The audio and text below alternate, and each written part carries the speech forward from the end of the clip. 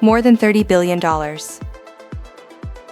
That is what one car maker spent, not on building a better engine but on cleaning up after it got caught trying to out-engineer a regulation instead of simply meeting it. Volkswagen's diesel cars could not pass the emissions test honestly, so the company built software that could sense when a car was being tested, quietly switch the full pollution controls on for the exam, and switch them back off on the open road where the cars poured out nitrogen oxides at up to 40 times the legal limit. And the mistake underneath that 30 billion is the one this whole episode is really about. Volkswagen treated a hard legal requirement as if it were a risk it could weigh and gamble on and quietly trade away for a better test score. It is not. And there is one move the most experienced project managers skip on compliance that the exam rewards more than almost anything else. Hold on to that. Leo here, and notice the fine was the cheap part. The bill also came in executives facing prison, a brand people stopped trusting, and years of engineering time spent unwinding a lie. That's what happens when you treat a rule you must obey like a bet you're allowed to lose. So let's define the thing. Compliance is making sure your project obeys the rules that sit outside your control. The laws of the country you're operating in, the industry regulations, the health and safety codes, the data privacy rules, the sustainability requirements, the technical standards, and your own organization's policies. And the mental model that matters most is this. A compliance requirement is not a line item you negotiate. It's a boundary you build inside. Maya here, and here's why this is suddenly worth real points. This is the business environment domain, and it just tripled. It used to be 8% of the exam. On the July 2026 version, it's 26%, more than a quarter of everything they test. Task 2 of that domain is plan and manage project compliance. And it is exactly the kind of topic people underprepare because it sounds like paperwork. And the reason the mental model matters is that your whole risk brain works against you here. A real risk, you get 4 honest options. You can accept it, mitigate it, transfer it, or avoid it. That menu exists because a risk is an uncertain event that might or might not happen. A legal or safety requirement is not uncertain. The law already exists. The safety code already applies. So accept is not on the menu because accepting a regulation just means choosing to break it. Hold on, every project accepts some risk. Why isn't compliance just one more? Leo, that accept option only exists for things that are genuinely uncertain. A requirement isn't uncertain, it's already true. When you accept a risk, you're betting an event won't happen. When you skip a regulation, there's no bet, you've simply decided to be out of compliance and hope nobody checks. Those feel similar in the moment. On exam day and in a courtroom, they are worlds apart. Which is why the very first enabler PMI lists is to confirm your compliance requirements. Before you build anything, you go find every rule that touches this project across every category and you write them down. Security, health and safety, sustainability, regulatory. If you don't know a requirement exists, you cannot possibly design around it. Picture a project migrating customer records to a new cloud platform. The compliance requirements aren't one thing, they're a stack. Data privacy law on the personal records. Security standards on how it's stored and encrypted. Whatever sector rules apply in health or finance. The contract terms you signed with the customer, and your own company's data retention policy. Miss any one of those in the confirm step, and it doesn't stay missed. It surfaces later, at the worst possible moment, usually right before launch, when the design is frozen and the cheapest fix on the table is expensive.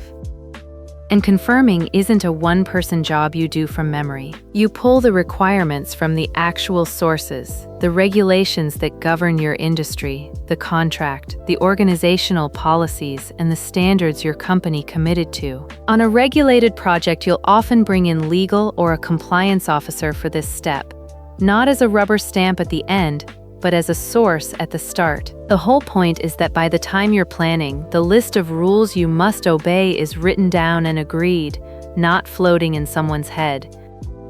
And that's exactly where experience turns against you. When you've shipped 100 projects, compliance starts to feel like a rubber stamp at the end. Legal will glance at it before we go live. Safety will sign off during the final walkthrough. So you leave it for last because it has always worked out before. The problem is that it worked out on the projects where nothing tricky came up. The one time a real requirement bites, you find out at the end when it's a rebuild instead of a note. And that instinct is the trap. A compliance requirement you discover at the end isn't a checkbox, it's a redesign. If the privacy rule means you can never have stored that data field the way you built it, no signature fixes that in an afternoon. You're tearing down and rebuilding. Confirm it at the start and it's a cheap design input. Confirm it at the end and it's an expensive demolition. Same requirement, wildly different bill, decided entirely by when you looked. So this whole block deserves your respect. A quarter of the exam now lives in business environment, and compliance is where the fresh, high-value questions are hiding because it's the part everyone assumes they can wing. And one genuinely useful thing before we go deeper. Over at certs.professorerica.com there are free practice questions and free flashcards, no sign-up needed, and the compliance and business environment sets are exactly the kind of judgment questions people fumble on exam day. Run through them right after this while it's fresh. So here's the question to hold. Your sponsor tells you a required safety inspection will push the launch back a month and asks you to skip it and just accept the risk. Do you? Sit with it, because your delivery instinct is about to hand you the wrong answer. Before we keep going, one small favor that actually moves the needle. If this is landing for you, tap like, then subscribe, and turn on the bell so you do not miss the rest. 2 taps, completely free, and it pushes this in front of more people who need it.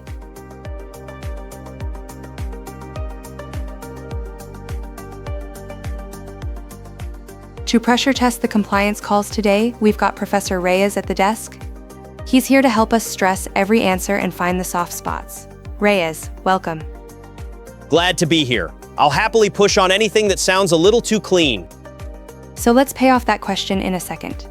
But first, the enabler right after confirm is to classify your compliance requirements into categories. You've got a list. Why sort it before you start solving it? Maya, lay out the buckets. There's a handful that cover almost everything. Regulatory and legal, the actual laws. Health and safety, security and data privacy. Environmental and sustainability, contractual, the promises you signed, and organizational policy, your own company's rules, plus the industry standards you've agreed to hold. Same word, compliance, but these are very different animals.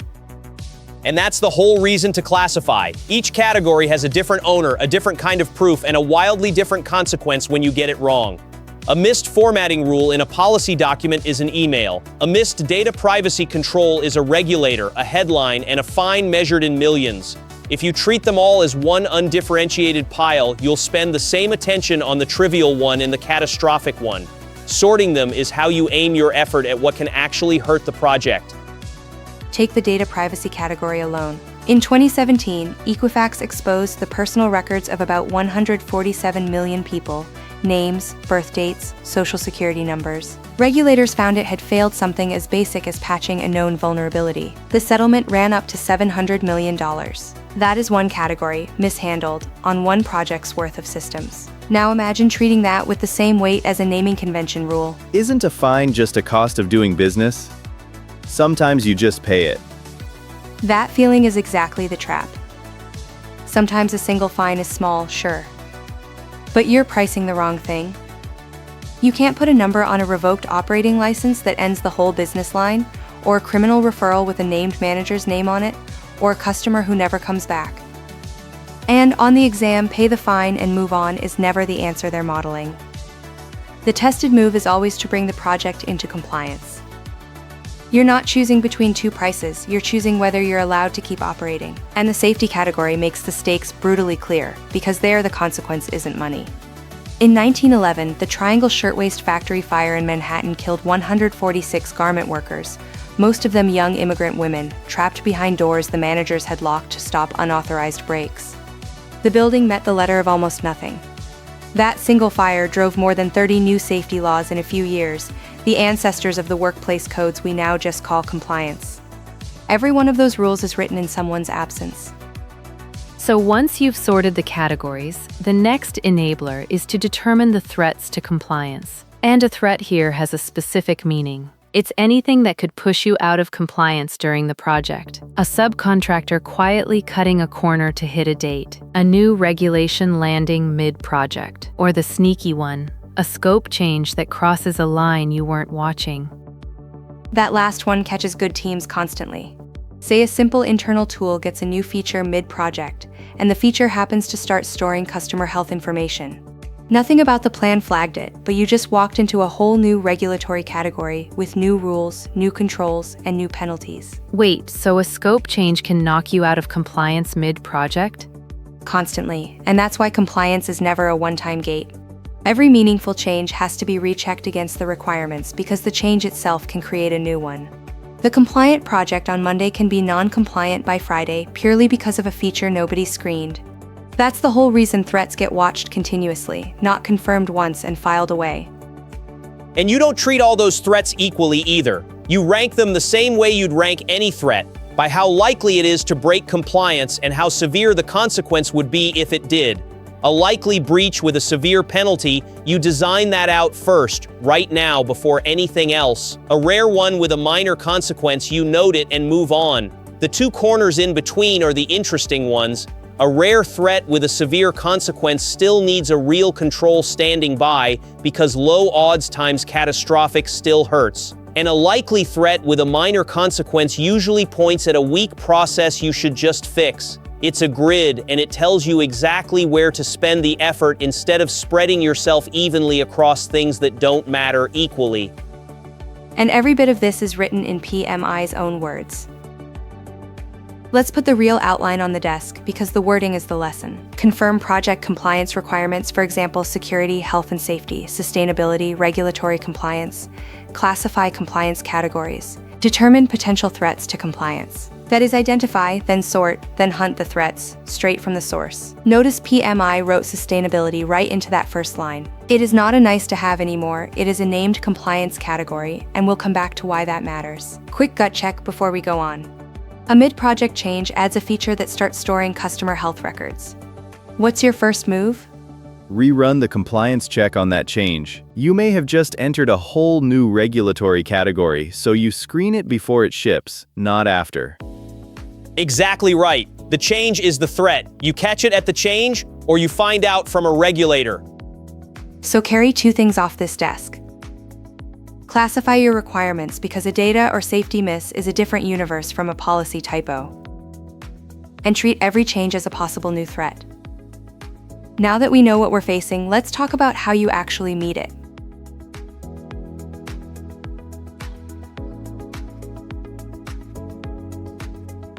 So we've confirmed the requirements and sorted them by category and threat. Now the payoff move, the one the whole episode's title is about. How do you actually meet a requirement you can't negotiate? And the answer is a mindset, not a document. You design around it. You never bet against it. PMI calls this using methods to support compliance, and there's a real toolkit. First, you adopt a recognized standard, so you're not inventing controls from scratch. ISO 9001 for quality, ISO 27001 for information security, ISO 14001 for environmental. A standard is basically a pre-built set of controls that experts already argued over, so you inherit their homework instead of guessing. Then you run audits. You train the team so the rule lives in their hands and not just in a binder, and you keep a compliance register. And that register is the quiet hero of the whole task. It's a living list with one row per requirement, and next to each one the specific evidence that you actually met it. Not we think we're fine, but here is the inspection certificate, here is the signed acceptance, here is the audit result. When someone with authority asks, "Are you compliant?" the register is the difference between a confident yes with proof and an anxious silence. It's also what makes the last enabler, measuring compliance, even possible, because you can't measure what you never wrote down. And here's the enabler that most changes your day-to-day behavior, determining the approach and the actions. You build compliance into the plan itself, not onto the end of it. The requirement becomes a line in the scope statement, a work package in the schedule, a control in the quality plan, a clause in the procurement contract, an item on the acceptance criteria. By the time you're testing, compliance isn't a separate review you're dreading. It's already woven through the thing you built. Make that concrete. Picture a building fit out with a fire safety code to meet. Built in, the code isn't a scary inspection at the end. It's a series of ordinary project artifacts. The fire-rated materials are a line in the scope. The sprinkler install is a work package with an owner and a date. The inspection is a milestone on the schedule. The signed inspector certificate is an acceptance criterion. The contractor's obligation to meet the code is a clause in their contract. Same requirement, but now it's just how the project runs, and there's no heroic scramble the week before you open the doors. Come on, ship it, fix compliance later. Ask forgiveness, not permission. Leo is saying out loud what every busy delivery lead is thinking, and that is the single most expensive sentence in this whole topic. Volkswagen asked forgiveness. It costs $30 billion. Compliance retrofitted after the fact isn't a patch, it's a teardown, because you built the wrong thing and now the requirement forces you to rebuild it. Faster on the way out, catastrophic on the way back. The forgiveness always costs more than the permission would have, and this is the spot to name the reflex, because there's a way PMI wants you to think here. On the exam, compliance is a step 6 move on the decision filter. You respect the process. You don't skip a required control because it's slow, and you don't root around a regulation to protect a date. You follow the compliance process to the end, even when a faster, dirtier path is sitting right there. That's what makes these questions answerable, by the way. When you're staring at 4 options and one of them quietly skips or delays a required control to save time or money, that's almost always the wrong answer, no matter how reasonable the person proposing it sounds. The tested move protects the requirement first, then optimizes everything else around it. And it helps to be concrete about what non-compliance actually costs, because it's never just the fine. PMI literally makes you analyze the consequences, and it's a whole ladder. Fines and legal action, the obvious one. Losing a license or a certification you need to operate at all, which can end an entire business line overnight. Deliverables the client rejects outright, so all the work is money you'll never bill. Injury or environmental harm, where the cost is measured in people, not dollars. A project shut down mid-flight by a regulator. And the reputational hit that outlasts every one of those, because customers remember the breach long after the fine is paid. So the cost people quote, the fine, is usually the smallest line on the invoice. The scary ones are the license and the rejected work, because those don't just cost money, they can end the thing entirely. And that's the piece the accept the risk crowd never prices in. They're imagining a tidy penalty they can budget for, when the real exposure is losing the right to do the work at all. Let me put real numbers on it. Say a team skips one required control to hold a date and gets caught. The regulator's fine is $250,000. The rework to actually bring the deliverable into compliance is another $180,000. And the project delay while all of that gets fixed burns $120,000 more. The one control they skip to save time ends up costing $550,000 and the time anyway. So cheaper to skip it is almost never actually cheaper. Almost never. The cheapest compliance in the world is the kind you designed in on day one, when it was just a requirement in the plan instead of a fine, a teardown, and a delay stacked on top of each other. Build it in and it costs you attention. Bolt it on and it costs you the project. So the whole approach is really one clean flow. Confirm every requirement, classify them by category and threat, build the controls into the plan, then verify all the way through. 4 moves in order, and none of them is a final gate you rush on the last Friday. And that last move, verify, is bigger than it sounds, because a requirement you met on Monday can quietly slip by Friday. So the final question is how you actually prove you're compliant, and keep proving it. Let's go do that.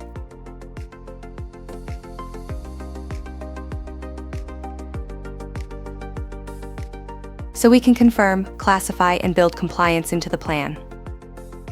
The last enabler is the one that keeps you honest. Measure the extent to which the project is in compliance. Riaz is back to help us drill it and stress the edges. Happy to, and this is the one people quietly skip. because measuring feels like admin until the day it saves you. The mechanism is exactly what it sounds like. You audit against the requirements, you keep that compliance register current, mapping each requirement to the evidence that you met it, and you do it continuously, not once at the end. Measuring compliance is how you turn "we're probably fine" into "here's the proof." And the difference between those two sentences is the entire job when a regulator or an auditor comes knocking. And there's a nuance the exam likes. Measuring isn't only a defensive move for the audit, it's an early warning system. If your compliance is drifting, a subcontractor slipping, a control that quietly stopped being applied, the measurement is where you catch it while it's still cheap to fix. A team that only checks compliance once, at the end, finds every problem at the exact moment it's most expensive. A team that measures continuously finds the same problems while there's still time and budget to correct them. Same requirements, very different outcome, decided by how often you actually look. And there's a category on that list that used to be optional and now is not. Sustainability. We saw it written right into PMI's first enabler. Environmental and sustainability requirements are now a real, testable part of compliance, not a corporate slogan. On the exam, you treat a sustainability requirement with the same seriousness as any other rule the project has to meet. And the encouraging version of that isn't a punishment, it's a target you design toward. One Bryant Park in Manhattan was the first skyscraper to earn LEED Platinum, the top sustainability rating. They didn't bolt green features on at the end. They designed the requirement in from day one: an on-site power plant and ice storage system to cut peak demand. Compliance treated as a design goal, not a cost. That's the whole mindset aimed at sustainability. Which raises the honest question. If designing in every standard is so good, should every project just adopt every certification and framework available to be safe? RIAs make the case. I'll push it hard. Every serious project should adopt every available standard and every certification. Full ISO across the board, every framework, the maximum on. Come on, full ISO certification on a 2-week internal tool, pure theater. And that's the honest boundary. Mandatory compliance, actual law, safety, and sector regulation is never optional, and you meet it in full no matter how small the project is. Underdoing safety on a bridge kills people. The discipline of meeting what's required is simply not on the table ever. But the voluntary layer is a genuine judgment call. Standards and certifications you right-size to the project. Forcing full certification onto a 2-week internal tool spends more than the risk it removes, and nobody thanks you for it.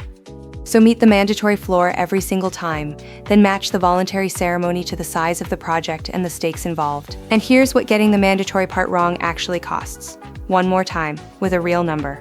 Equifax again, that one breach, up to $700 million in penalties and consumer redress. Not a slogan, not a maybe. The measured price of one compliance failure that the right controls would have caught. Let's drill it, exam style. First scenario.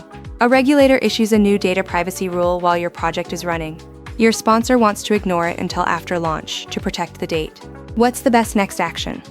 Assess the new requirements' impact and bring the project into compliance now. You do not hold a date by breaking a law that's already in force. That's a step 6 answer. Respect the process. You follow the compliance process even when it's inconvenient. And watch the tempting distractors. Log it as a risk for later. Note it in the register and keep going. Both feel responsible, but a live legal requirement isn't a risk you park in a register. It's a boundary you're now outside of. You act on it. Harder one. A subcontractor delivers work that meets the technical spec but not the safety standard written into the contract. It functions perfectly in testing. The sponsor wants to accept it and move on. Do you? No.